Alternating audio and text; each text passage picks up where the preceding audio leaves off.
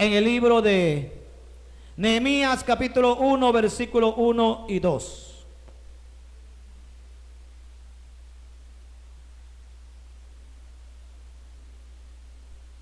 Amén. Dice así la palabra del Señor. Palabra de Nehemías, hijo de Acalías. Aconteció en el mes de Quisleu, en el año 20, estando yo en Susa, capital del reino, que vino Ananí, uno de mis hermanos, con algunos varones de Judá, y les pregunté por los judíos que habían escapado, que habían quedado de la cautividad, y por Jerusalén. El 3 también. Y me dijeron: el remanente de los que quedaron de la cautividad allí en la provincia están en gran mal y afrenta, y el muro de Jerusalén derribado y sus puertas quemadas a fuego. Amén. Bien, pueden tomar, hermanos, sus lugares.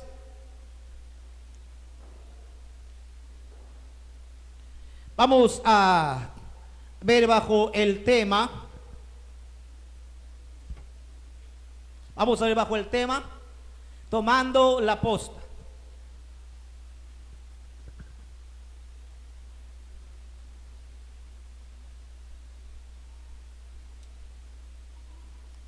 Bien, entonces vamos a ver bajo este tema, tomando la posta. Cuando hablamos de tomando la posta, estamos hablando de tomar algo que le correspondía llevar a otro, o que otro ya dejó de llevar. Más o menos es como cuando yo le digo, por ejemplo, a Darwin, le digo, por ejemplo, Darwin, imaginémonos así: yo he terminado de hacer una escalera, por decir así. Le digo, he terminado de construir esta escalera, pero faltan todavía algunos peldaños más. Así que te entrego a ti la responsabilidad para que tú le añadas los otros peldaños. Entonces quiere decir que yo le estoy entregando una responsabilidad a Darwin, y Darwin está tomando una responsabilidad que antes era mía. Eso quiere decir que hay un trabajo que se culminó, pero que el trabajo aún continúa.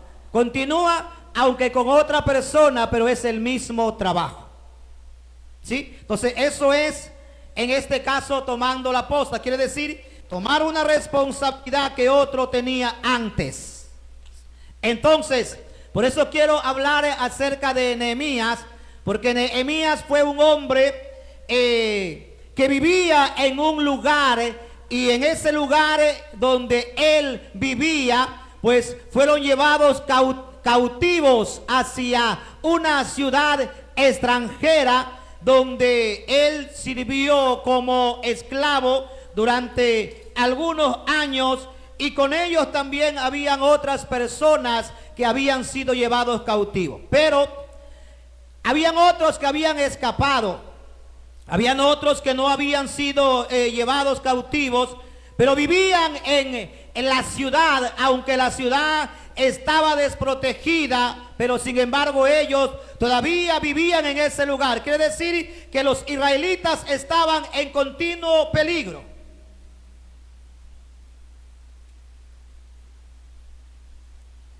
Los israelitas vivían en un continuo peligro. Ellos vivían en una ciudad. Imaginémonos, vamos a hacer como que esta es la ciudad.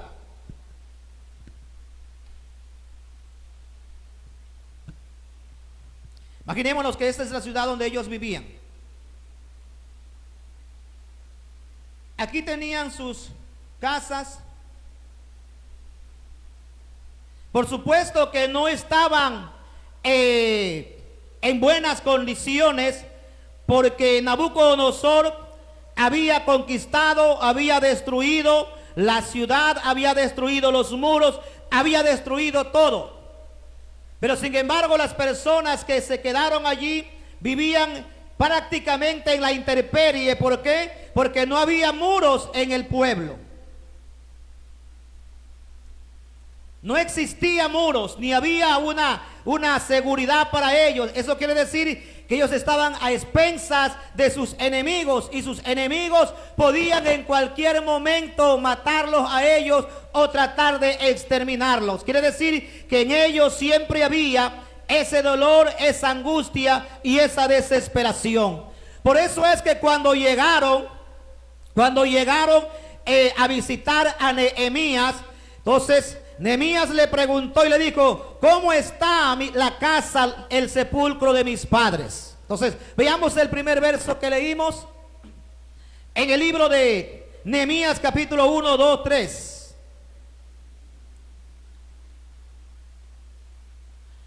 Palabra de Nehemías, hijo de Acalías: aconteció en el mes de Quisleu, en el año 20, estando yo en Susa. Susa era lugar de donde ellos vivían, ¿no? Capital del reino. Que vino Ananí, uno de mis hermanos, con algunos varones de Judá, y les pregunté por los judíos que habían escapado, que habían quedado de la cautividad, y por Jerusalén. Entonces vemos aquí que Nehemías está preguntando por sus hermanos, o sea, por la gente de Israel. ¿Cuál era la condición de ellos? ¿En qué condición se encontraban ellos? ¿Cómo estaban viviendo? Porque él sabía que habían sido conquistados, pero sin embargo Nehemías quería saber cómo estaba el pueblo, en qué condición se encontraban sus hermanos, los que habitaban en Jerusalén. Entonces la respuesta de su hermano fue muy desalentadora. No fue algo alentador para su vida, porque él sintió entonces el dolor de saber que sus hermanos que habitaban en la ciudad estaban completamente desprotegidos. Y me dijeron: el remanente, los que quedaron de la cautividad allí en la provincia, están en gran mal y afrenta. Cuando dice están en gran mal y afrenta, quiere decir, o sea, que ellos estaban completamente desprotegidos. Quiere decir que su ciudad había sido completamente destruida. Entonces la afrenta para ellos era no tener un lugar seguro donde ellos puedan, en este caso, vivir. Sus casas mismas, me imagino que no eran casas tan habitables, pero sin embargo, por la situación por la cual ellos estaban atravesando, tenían que vivir en esas condiciones. Y el muro de Jerusalén derribado y sus puertas quemadas a fuego. Entonces en esta ocasión él estaba preguntando y viendo cuál terrible era la situación de Jerusalén. No había en ellos protección, no había absolutamente nada. Pero sin embargo, queridos hermanos, siempre hay o siempre habrá alguien quien esté decidido a tomar la posta o a tratar de hacer algo para que las cosas puedan mejorarse. Entonces, 152 años habían pasado cuando Nabucodonosor derribó los muros. Cuando Nabucodonosor conquistó la ciudad, él derribó todo. Derribó todo, la ciudad, quemó la ciudad, derribó los muros y todo eso. Pero Artajerjes, que era uno de los reyes más, podríamos decir, buenos de aquel entonces, le dio a Esdras para que construyera el templo dentro de la ciudad. Imaginémonos que este es el templo. Entonces Esdras le entregó dinero. Le entregó dinero a Esdras, Artajerjes, que es el rey que estaba reinando en aquel entonces. Le entregó a él ese dinero para que reconstruyera el templo de Jerusalén.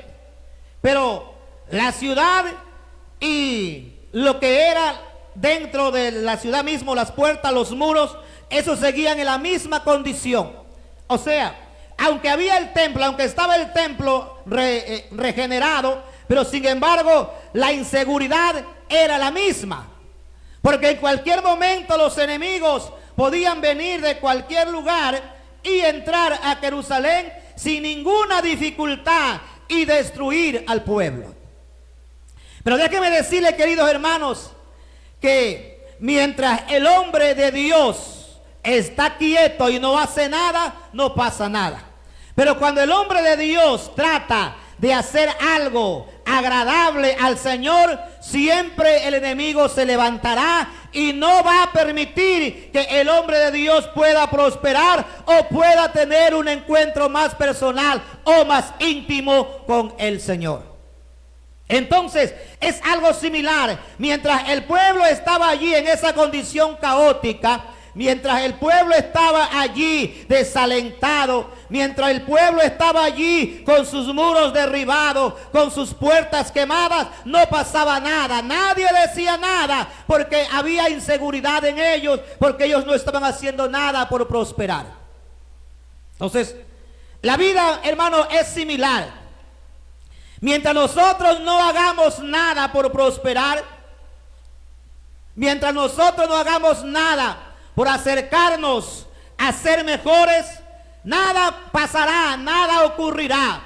Pero cuando nosotros deseamos hacer algo, siempre habrá una oposición. Siempre habrá alguien que diga, no lo vas a lograr. Siempre habrá alguien que diga, pasas el tiempo. Siempre habrá alguien que diga, lo que estás haciendo es incorrecto, mejor dedícate a hacer cualquier otra cosa. Pero déjeme decirle, queridos hermanos, mientras nosotros tengamos la confianza y la seguridad que estamos en Cristo Jesús, la Biblia dice, todas las cosas nos ayudan a bien. Todo, absolutamente todo.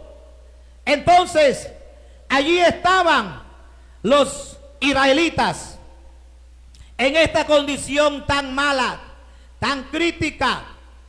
Pero estaba allí Artajerjes, que era, como le digo, el rey que estaba en esta ocasión. Él le había dado dinero a Esdras. Habían pasado 13 años de la reconstrucción del templo. Y después de ese tiempo es cuando Nehemías pregunta a sus hermanos, ¿cómo está Jerusalén? ¿En qué condición está? Cuando él recibe esa noticia, que era una noticia no buena, por supuesto, una noticia muy mala para él, porque él amaba la ciudad, él amaba su pueblo, aunque era un pueblo tal vez desconocido para él por todo el tiempo que ya había estado acá.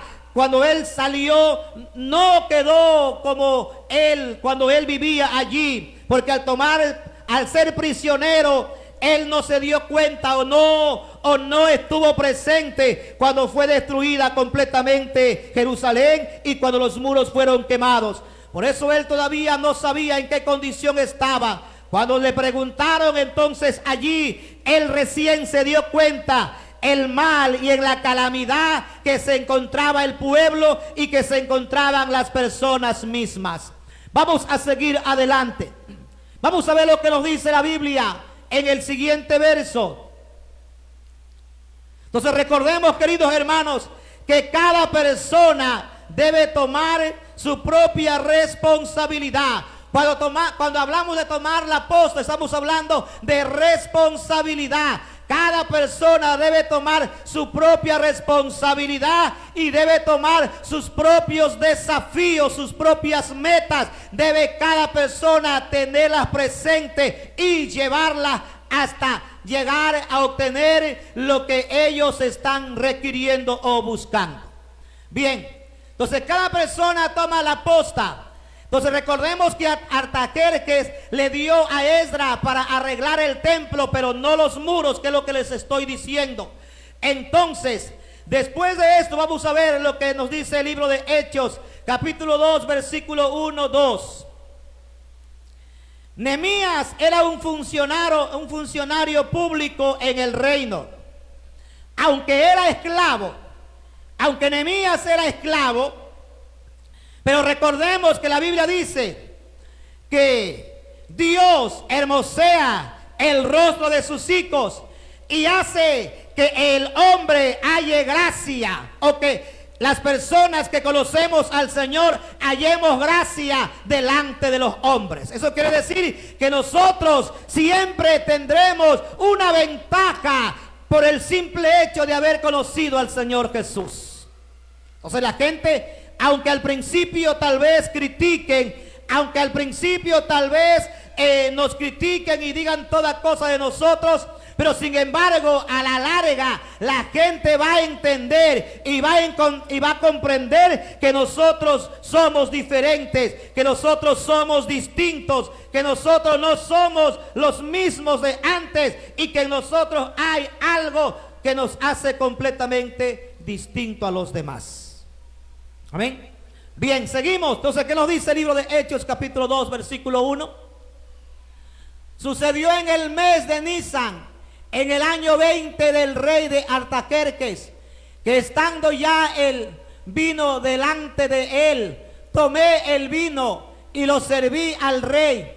Y como yo no había estado antes triste en su presencia, mire, Artajerjes que era el rey y Nehemías que era el copero. Esta función era muy grande y muy, podríamos llamar, excelente delante del rey, porque el copero que era Nehemías,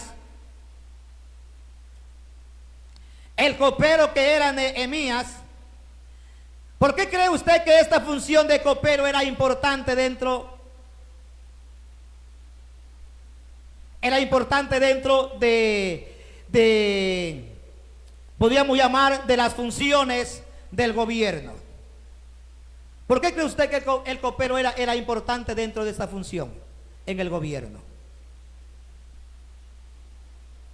Porque el rey cada vez tenía que tomar la copa. Y el que primero tenía que saborear el vino era Nehemías, pues. Si la copa no estaba envenenada, entonces el rey la tomaba. Pero si la copa estaba envenenada, quien moría era el copero, pues. Entonces por eso era importante esta función. El rey no podía tomar si es que antes Nehemías no se lo había dicho que la tome, si es que él no la hubiese antes saboreado. Entonces por eso era importante y por eso era que el rey Artajerjes tenía en gran estima a Nehemías. Cuando el rey lo vio a Nehemías que estaba triste, que estaba acongojado, él le preguntó y le dijo: ¿por qué razón tu rostro está desnudado? ¿Por qué tú estás triste? ¿Cuál es la razón? ¿En qué condición te encuentras? Entonces, aquí por primera vez vemos que Nehemías toma esta ocasión para poder llegar hasta el rey, para poder explicar la situación por la cual estaban pasando sus amigos y por la cual también él estaba pasando.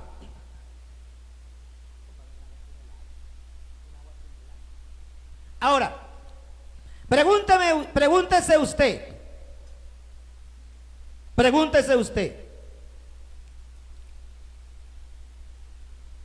Hagámonos una pregunta.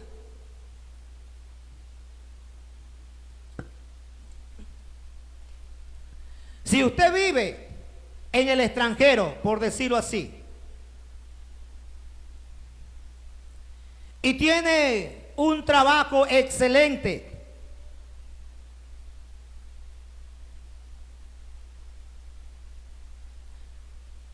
y usted tiene todas las comodidades en ese país, todas.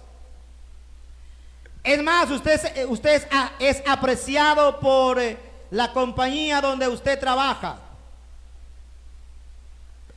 Y usted es una parte fundamental e importante dentro de esa compañía. Pero hay un lugar del cual usted salió. Imaginémonos que sea Ecuador.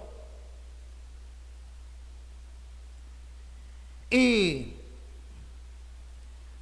de pronto ¿Hay alguna persona a quien usted estimó, con quien usted vivió antes de salir al extranjero? Que, imaginémonos así, perdió en un accidente sus piernas. Qué sé yo, está en estado vegetativo.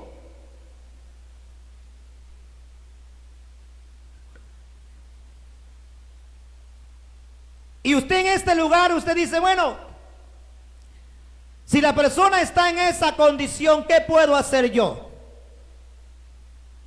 Usted diría, yo puedo mandar dinero, correcto. Puede mandar dinero, porque muchas personas lo pueden hacer, ¿sí o no? Pero, ¿sería usted capaz de abandonar su estadía, su comodidad y todo lo que usted tiene para usted venir aquí con sus propias manos? Imaginémonos, con peligros, con tantas cosas que pueden haber en este lugar, que están queriendo robar lo poco que la gente tiene allí, y con peligro de que tal vez su propia vida sea perdida. ¿Dejaría usted toda esta comodidad para venir a este lugar a hacer una obra de caridad? No, pues. Usted lo que diría es, yo puedo mandar dinero. Vean ustedes cómo solucionan allá la situación. Pero sin embargo, queridos hermanos, Nehemías, que vivía en una comodidad, que me imagino yo que él pudo haber pensado, bueno, el día que me muera, tal vez he de morir aquí, me han de enterrar aquí, porque el rey me quiere, me ama y me aprecia. ¿Qué ganaría yo con ir a Jerusalén a reconstruir los muros y a volver a hacer las puertas de la ciudad? ¿Qué ganaba Nehemías? ¿Qué podía ganar Nehemías? Dígame. ¿Cuál sería el precio que él iba a pagar? Porque recordemos que ya el templo estaba reconstruido, ya alguien hizo algo. Esdras reconstruyó el templo, pero ya era una obra terminada, pero aún faltaba la reconstrucción de los muros y faltaba también el poder levantar las puertas de la ciudad.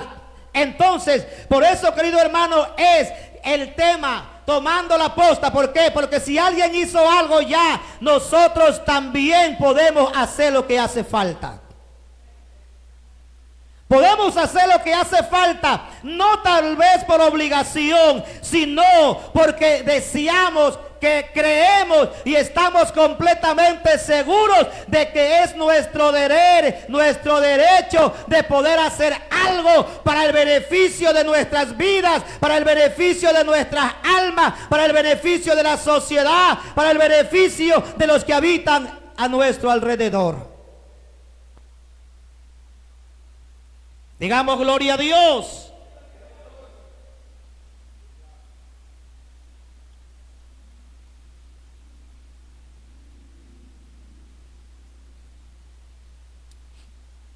Entonces, encontramos aquí a Nehemías. ¿Qué podía conseguir Nehemías construyendo otra vez los muros? ¿Qué iba a ganar él? Porque él iba a enfrentarse a problemas. No era que él iba simplemente a construir los muros y la gente se iba a decir, sí, ya construyamos nada más. No, él iba a tener problemas, iba a tener dificultades. Queridos hermanos, mientras nosotros, como le dije al principio, mientras nosotros estemos quietos, nada va a pasar. Pero cuando nosotros queremos hacer algo, siempre habrá oposición, siempre habrá alguien que esté allí para criticar. Porque imaginémonos cuando alguien, mire, cuando una persona antes de conocer al Señor, mire, cuando una persona antes de conocer al Señor, imaginémonos, se va a un baile, se gasta el dinero. ¿Quién le dice algo? ¿Quién le prohíbe? ¿Quién lo critica? ¿Quién? Nadie. Puede llegar sin dinero, puede llegar sin plata, puede llegar golpeado, puede llegar en cualquier condición a su casa. Todo está bien. Todo está bien. Nadie le dice nada. ¿Sí o no? Pero si esta misma persona que antes se iba a hacer todo eso, en vez de ir a esas diversiones viene a la iglesia, ¿quién le va a decir algo? ¿Ah? La familia, los amigos, hasta los enemigos aparecen allí. O sea, todos aparecen, pero ¿por qué?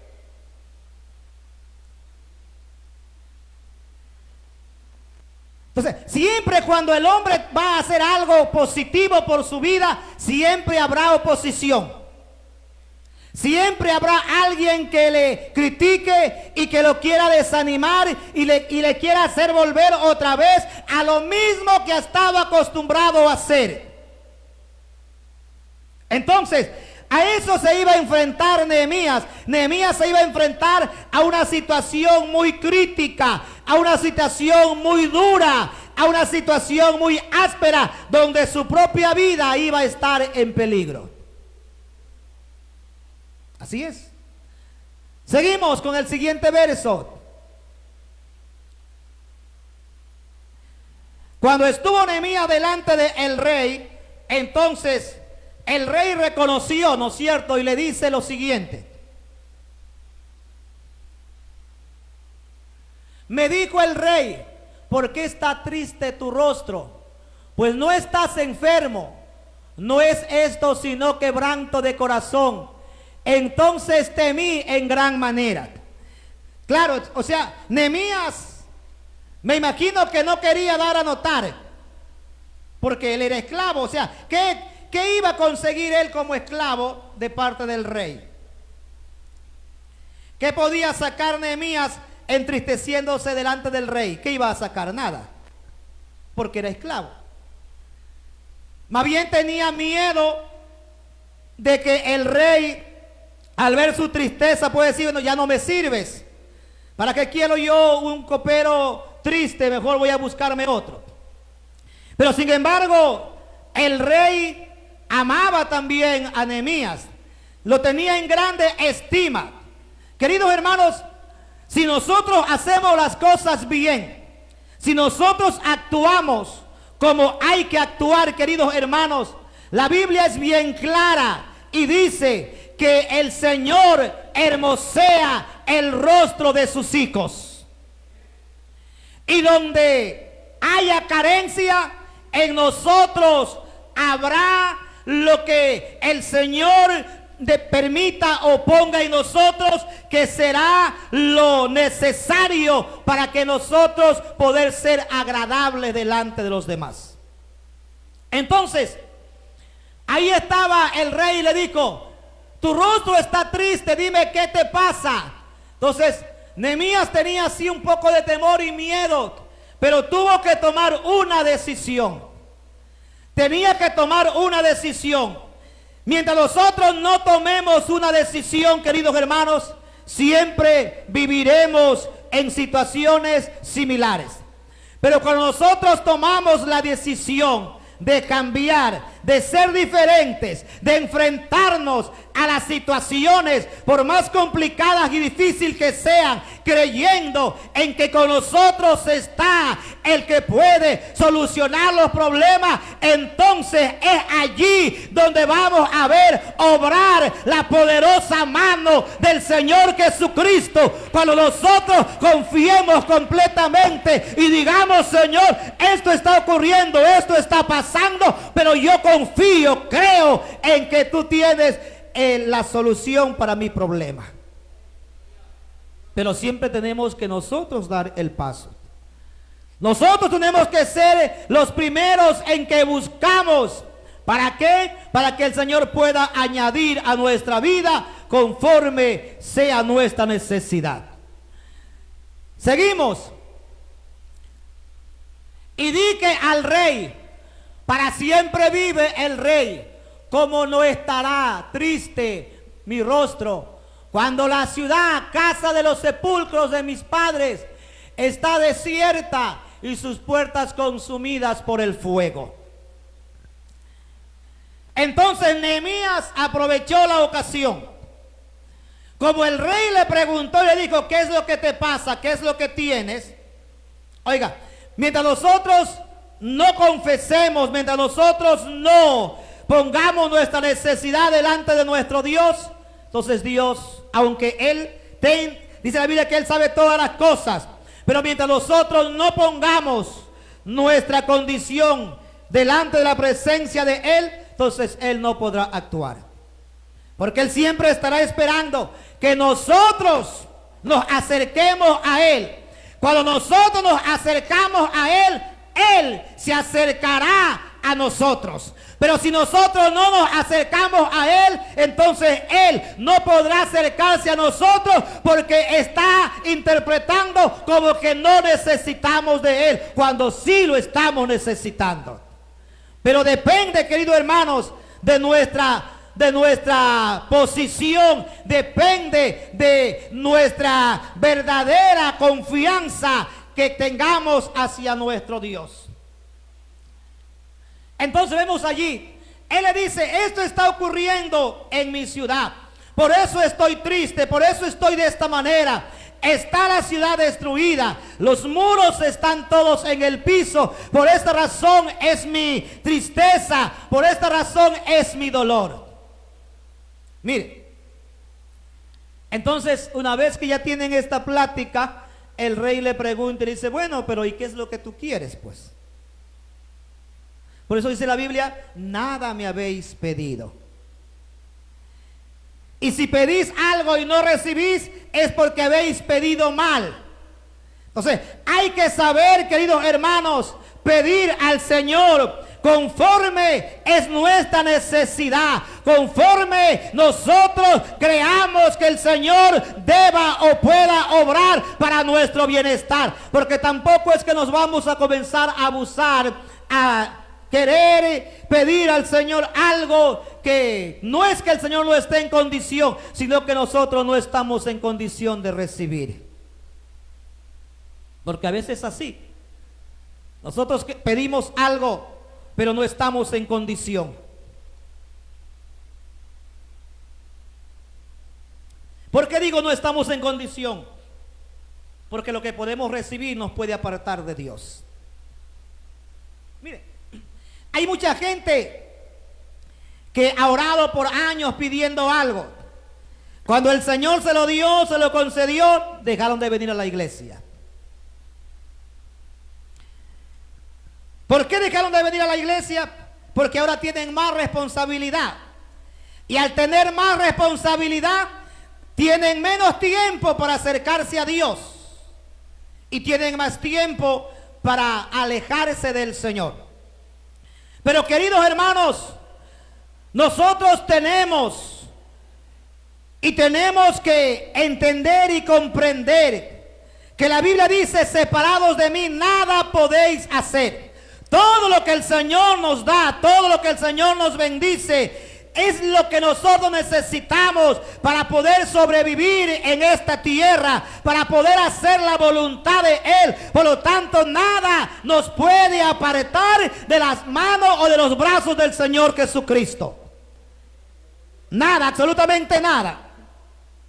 Yo recuerdo que en una ocasión había un hermano que tenía, nosotros trabajábamos en la pesca, tenía una embarcación. Y él era fiel, en todo sentido era fiel. Era fiel en sus diezmos, era fiel en asistencia, era fiel en colaboración.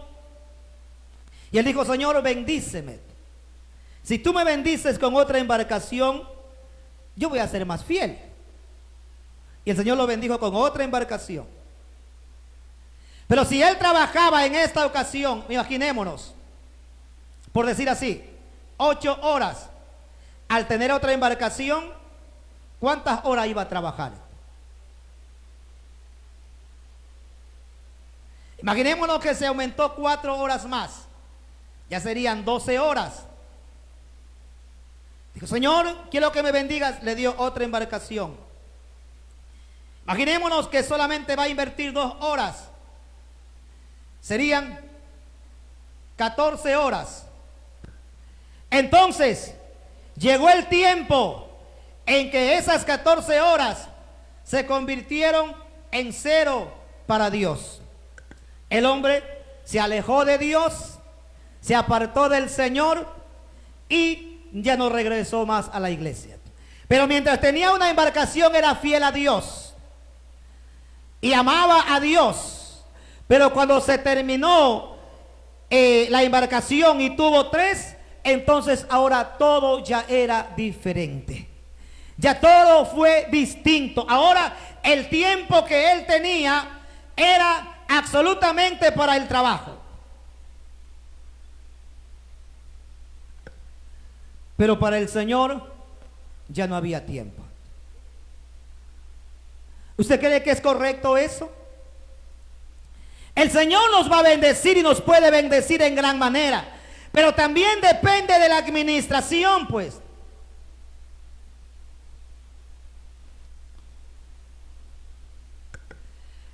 El hombre comenzó a darle las embarcaciones a otras personas para que trabajen. Correcto, eso está bien. Pero comenzó a entrar la duda en el corazón de él si le estarán robando o no le estarán robando.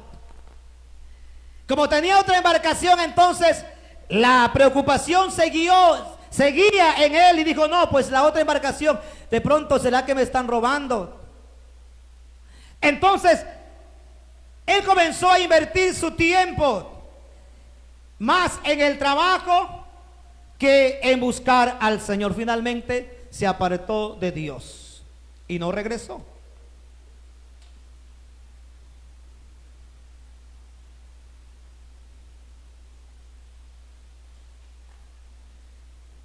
Todo es bueno en la vida, pero lo que tenemos que entender es que Dios está en primer lugar sobre todo.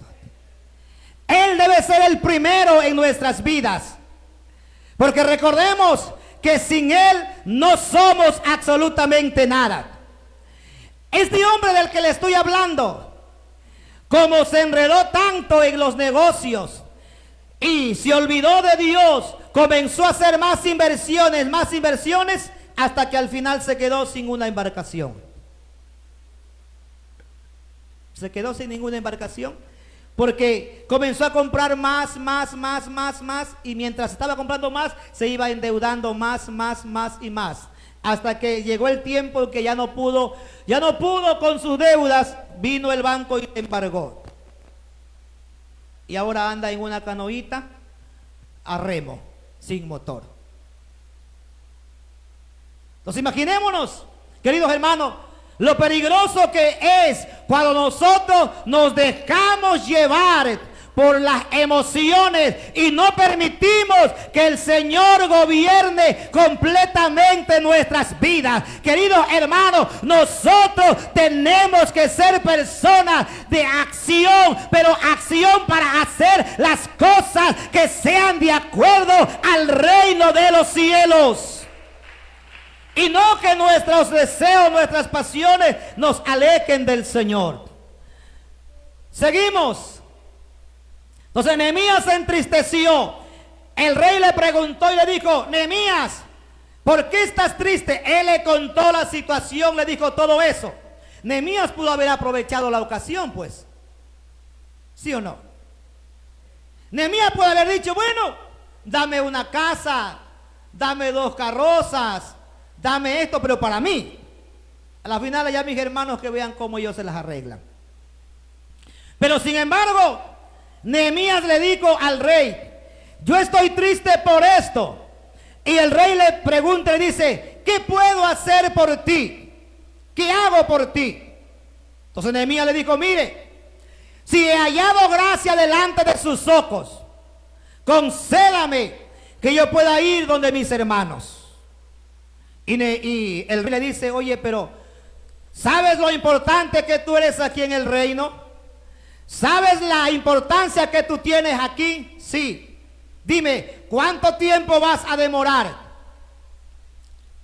Nehemías le dijo: tanto tiempo voy a demorar.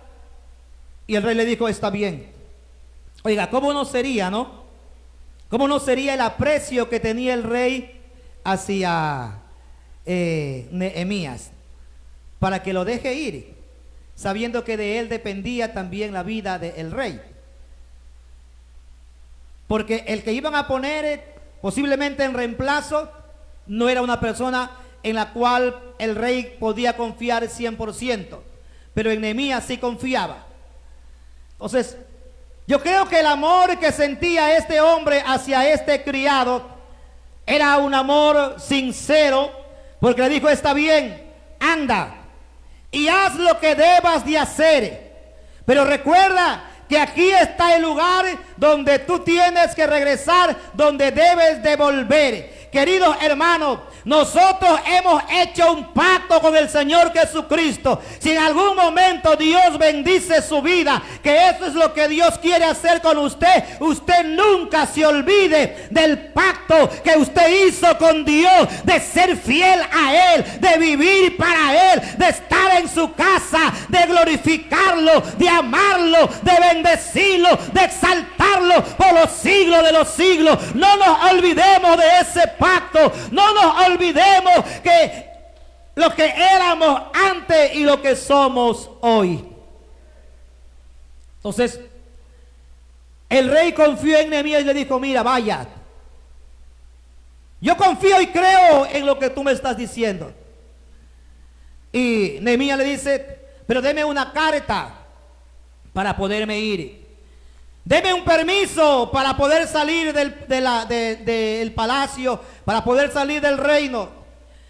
Y es más, le dice: si es que yo he hallado gracia delante de usted, hágame una carta también para ir donde las personas que cuidan los bosques y yo poder traer madera para poder arreglar los muros. Todo eso el rey hizo. Le dio el permiso, le dio las cartas para que Nehemías vaya y llegue hasta los lugares donde él tenía que ir para buscar lo que él necesitaba para construir otra vez el muro y las puertas. Entonces eso quiere decir que Nehemías tomó la posta y él sabía que tenía una responsabilidad que cumplir. Nadie se la impuso a él. ¿Quién le impuso una responsabilidad a Nehemías? ¿Quién? ¿Quién le dijo a Nehemías: Nehemías, tú tienes que ir a reconstruir los muros y a edificar las puertas de la ciudad? ¿Quién le dijo a él eso? ¿Quién se lo ordenó?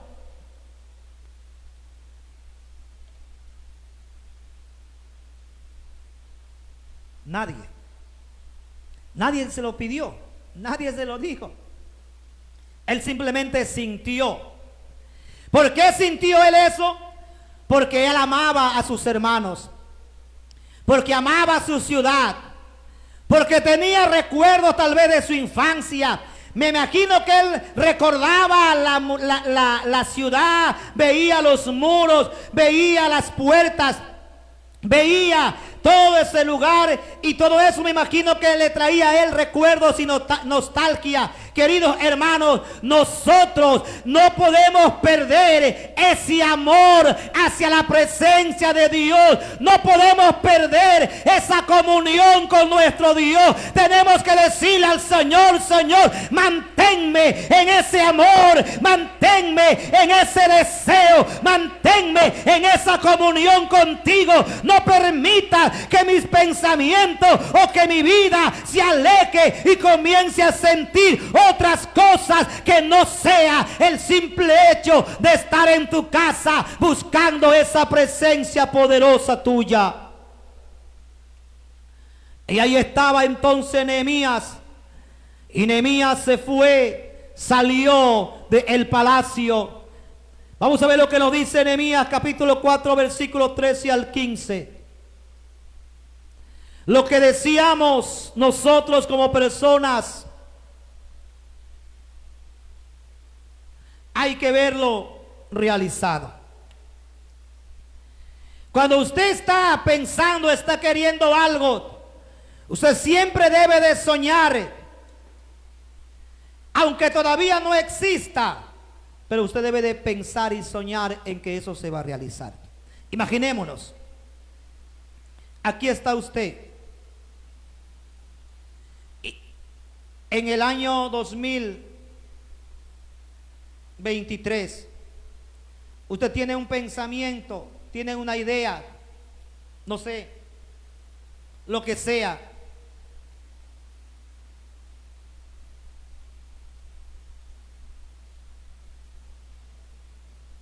¿Qué es un pensamiento? En el año 2023 usted tiene un pensamiento y dice, yo tengo este pensamiento, quiero lograr esto, quiero tener esto. Por decir así, usted está caminando para ir a su trabajo, un ejemplo, tiene que caminar 10 kilómetros a pie. ¿Cuál sería su aspiración para no caminar 10 kilómetros? ¿Ah? ¿Cuál sería su aspiración para no caminar 10 kilómetros?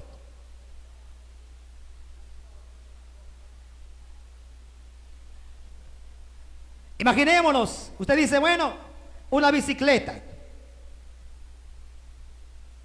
Comencemos por algo pequeño. Dice, una bicicleta. Si yo compro una bicicleta, ya no voy a caminar 10 kilómetros. Si me demoraba, por ejemplo, qué sé yo, 20 minutos, con la bicicleta me voy a demorar la mitad, 10. Usted dice, ese es mi deseo y ese es mi anhelo, ese es mi pensamiento. ¿En dónde dibuja usted la bicicleta? ¿En dónde? ¿En dónde la tiene usted a la bicicleta? Usted la tiene aquí, pues, en el pensamiento. Usted dice, el 2023, dice usted, he caminado o camino 10 kilómetros para llegar a mi trabajo, pero voy a comprar una bicicleta, no tengo dinero, pero la tengo presente en mi mente. Mientras usted no piense en su bicicleta, nunca la va a comprar. Pero cuando usted piensa en la bicicleta y sabe que necesita una bicicleta, usted hará un plan para comprar esa bicicleta. No sé cómo va a ser, pero usted llegará el momento en que usted tendrá la bicicleta, porque usted está soñando en la bicicleta. Pero si usted no quiere tener una bicicleta y no sueña con la bicicleta, nunca la va a tener. Eso es lo que estaba ocurriendo con Nehemías. Nehemías estaba soñando con su ciudad, con los muros, con las puertas construidas, aunque estaban destruidas, pero en su pensamiento él ya estaba viendo que todos los muros y que las puertas iban a ser construidas. Entonces eso es lo que nosotros necesitamos, queridos hermanos. Cuando nosotros tenemos una meta o alguna aspiración, cualquiera que ésta sea, tenemos que tenerla grabada en nuestro pensamiento. Y tenemos que verla como algo realizado, porque mientras lo vemos como algo realizado, nosotros lucharemos por ese pensamiento, por esa idea, por lo que nosotros queremos, para ir al reino de los cielos, queridos hermanos. No solamente es decir, yo me voy al reino de los cielos. Usted tiene que tener ya en su mente ya esa idea y plasmada esa ciudad, aunque usted no la conoce, pero usted debe de imaginarla y debe de verla y debe de estar pensando en que en cualquier momento llegaremos a esa ciudad celestial, que en cualquier momento alzaremos el vuelo y estaremos con el Señor y el Señor nos recibirá en ese lugar celestial. Pero mientras no la veamos, mientras no la pensemos, mientras no la cultivemos en nuestra mente, en nuestra idea, seremos como barco sin ningún capitán. Queremos llegar a un puerto, pero como no hay quien la conduzca, podemos llegar a un puerto diferente. Pero nosotros, queridos hermanos, tenemos una dirección. Nuestra vida está bajo aquel que murió en la cruz del Calvario.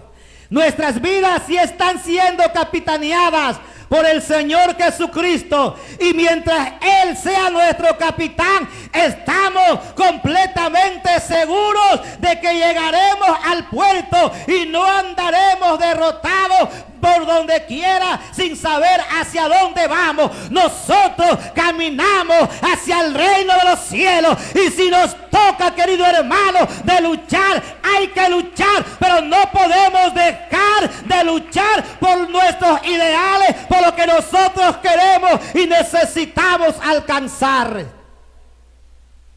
Nehemías tenía este sueño, como nosotros tenemos, de un día estar en el reino de los cielos. Nehemías tenía este sueño: reconstruir los muros, reconstruir las puertas. Era su sueño, era su meta. Vivía para ello y se fue.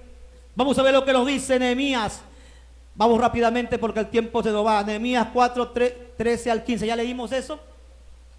Entonces por las partes vacas del lugar, detrás del muro y en los sitios abiertos, puse al pueblo por familias, con sus espadas, con sus lanzas y con sus arcos.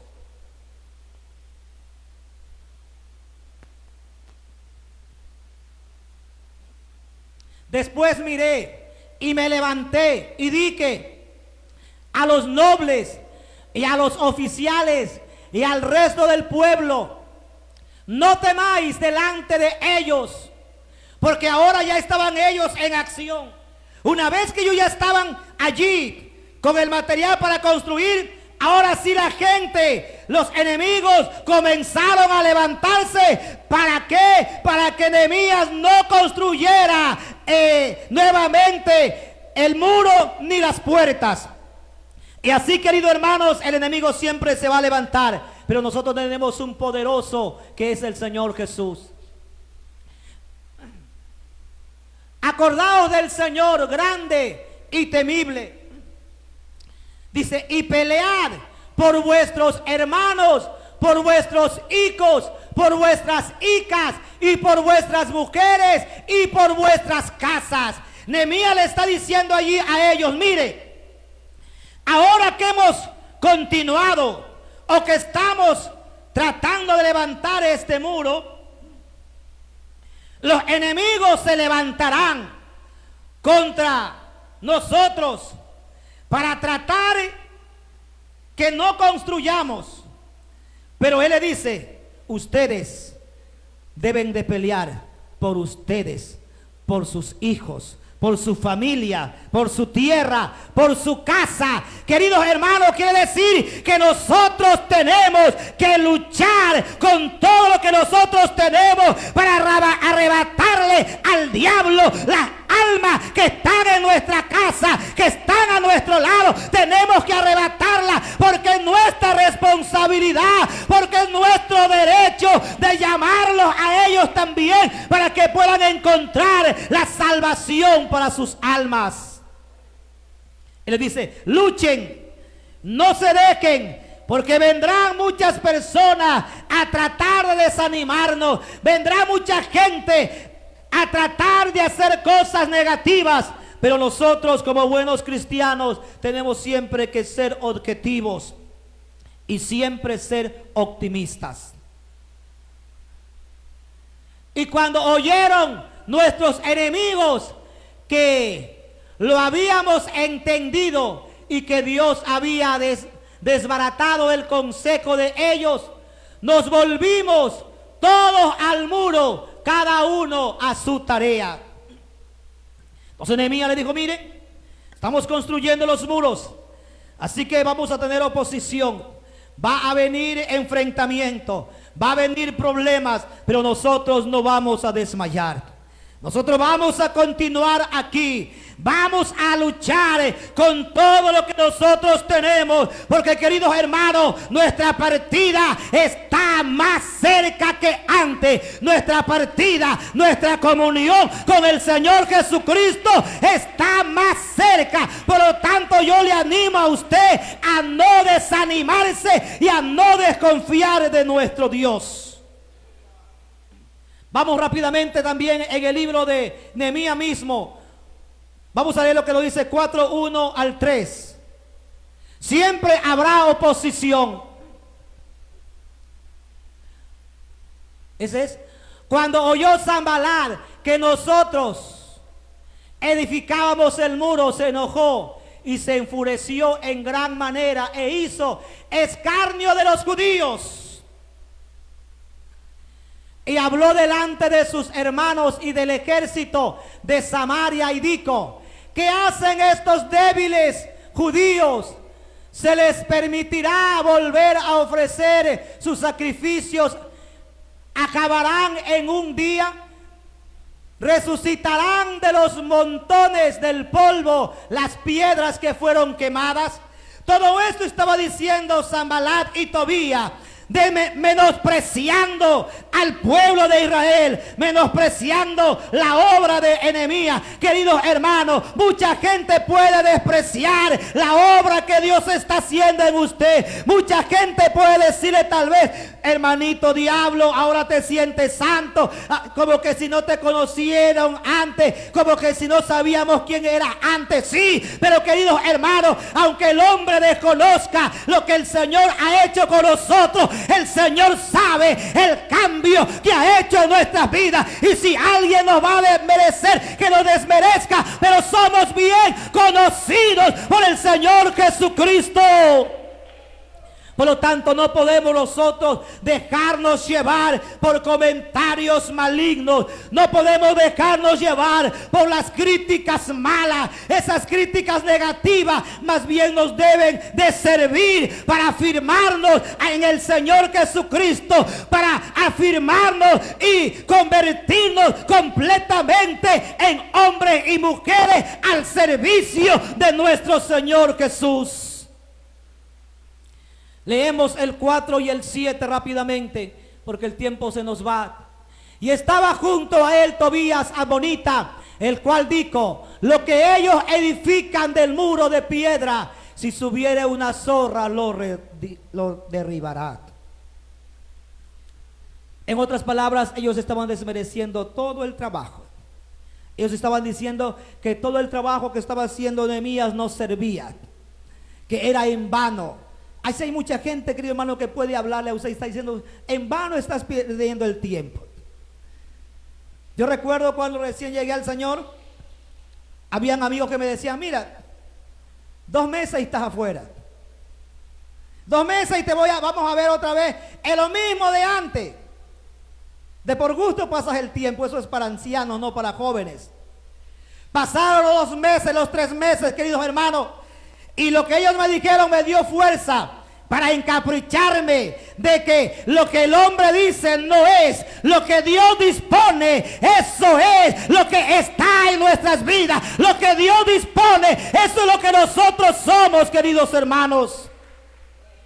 Las cosas negativas que puedan a usted decirle, deben a usted más bien darle valor, para que usted les haga ver y les haga conocer a ellos de que usted no está solo, que con usted está el poderoso de Jehová. Vamos a ponernos de pie en esta mañana. Vamos a darle gracias al Señor Jesucristo. Señor de los cielos, está